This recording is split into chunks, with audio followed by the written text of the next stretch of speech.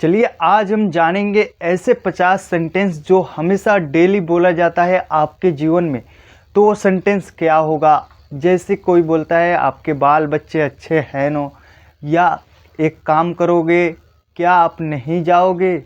तो भाई इन सब सेंटेंस को हम 50 सेंटेंस लेकर देखेंगे। 50 सेंटेंस लेकर देखेंगे जो हमेशा डेली उपयोग किया जाता है।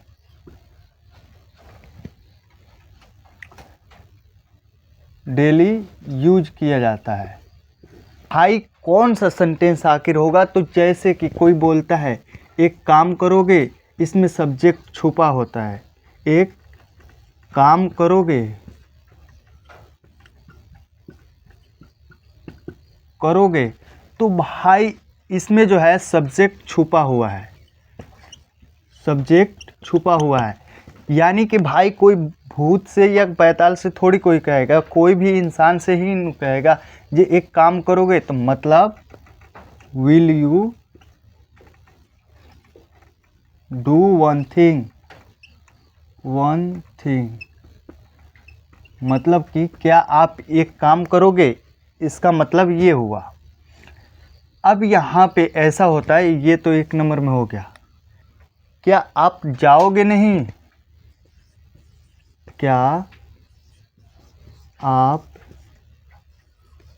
जाओगे नहीं? गे नहीं मतलब कि क्या आप जाओगे नहीं। तो यहाँ पे देखिए, ओ नॉट यू गो मतलब कि क्या आप नहीं जाओगे। यहाँ पे निगेटिव यहाँ पे रख दे तो, या मेन वर्ब को लास्ट में ले जाए तो भाई बात एक ही पड़ता है। तो इस प्रकार के और भी सेंटेंस होते हैं। ये तो 2 नंबर हो गया। अब यहाँ पे देखिए तीसरा में हो जाता है क्या गड़बड़ है। गड़बड़ है मतलब कि क्या परेशानी है। तो भाई इसका अंग्रेजी ट्रांसलेशन होगा what is the trouble. What is the trouble. इसका मतलब ये हुआ कि व्हाट इज़ द ट्रबल का मतलब ये क्या बात है। जब कोई काम फंस जाता है तभी तो लोग कहते हैं जब भाई क्या बात है, क्या गड़बड़ हो गई। तो व्हाट इज़ द ट्रबल मतलब कि क्या बात है। तो इसे स्क्रीनशॉट कर लीजिए और भी हम सेंटेंस लेकर देखते हैं। अब यहाँ पे हम देखते हैं आप ऐसा तो ना करें। भाई कोई कहता है ना, अगर कोई गलत काम करता है तो कहता है, या कोई अनुरोध करता है तो मतलब इम्परेटिव सेंटेंस में है। तो इसका अंग्रेजी ट्रांसलेशन होगा you do not do so. So का ऐसा होता है, एज भी होता है। यू डू नॉट सो या एज, समझ रहे। अब यहाँ पे देखिए क्या झगड़ा है। तो इसका अंग्रेजी ट्रांसलेशन होगा what is the crucial about. What is the crucial मतलब कोई झगड़ा करता है ना, तो उसी में हम नहीं कहते हैं भाई what is the crucial about मतलब किस चीज़ के बारे में आप लोग झगड़ा कर रहे हैं। तो उसी में ये सेंटेंस प्रयोग किया जाता है what is the crucial about. अब यहाँ पे देखिए, अगर कोई झगड़ा करता है या कोई काम करता है, अगर आप मना करते हैं मतलब जे आप ऐसा ना करो, तो भाई अगर वो नहीं मानता है फिर भी करता है तो आप कहते हैं जैसा आपकी मर्जी। तो इसमें होता है एज यू लाइक, जैसे आपकी मर्जी। समझ रहे। अब यहाँ पे देखिए, जब अगर आपको बोलना है क्या फरमाया मतलब कि व्हाट डिड यू से मतलब आपने क्या कहा। कहना या फरमाना की बात एक ही है। व्हाट डिड यू से तो इसका मतलब हो गया आपने क्या कहा। अब यहाँ पे देखिए, मैं आपकी क्या सेवा करूँ। व्हाट क्या के तो आप लोग जानते हैं व्हाट होता है, पर यहाँ पे देखिएगा मैं आपकी क्या सेवा करूँ यानी कि कैसी सेवा कर सकता हूँ, इसका मतलब ये है। What can I do for you, do for you, मैं आपके लिए क्या कर सकता हूँ। इसका कहने का मतलब ये हुआ। अब यहाँ पे देखिए, जब रहेगा तुम वापस कैसे आ गए, वापस आने के कम बैक होता है भाई, कम बैक। अब यहाँ पे देखिए आ गए यानी कि प्रेजेंट परफेक्ट में है, तो कैसा का तो आप लोग जानते हैं हाउ होता है, हाउ हैव यू। अब यहाँ पे कम बैक लगा दीजिए, मतलब ये तुमने वापस कैसे आया।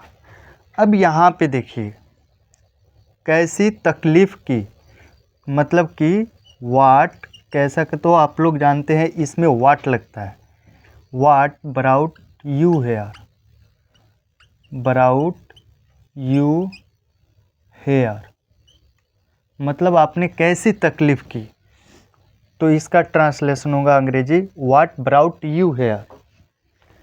चलिए और भी हम सेंटेंस लेकर देखते हैं। अभी तो 10 ही कंप्लीट हुआ, और भी हमारा सेंटेंस अभी बाकी है, तो इसे स्क्रीनशॉट कर लीजिए।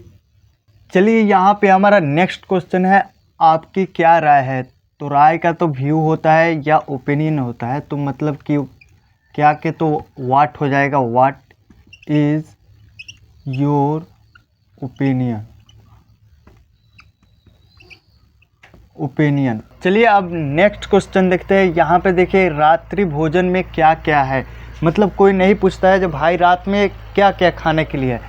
तो यहाँ पे देखिए what is the menu for dinner, for dinner,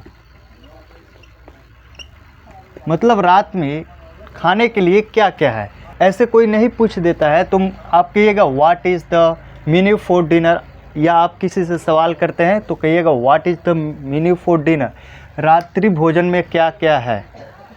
अब देखिए आप कब सोते हैं, when do you go to sleep, go to bed, मतलब आप सोने के लिए कब जाते हैं या आप कब सोते हैं, इसका मतलब ये हुआ।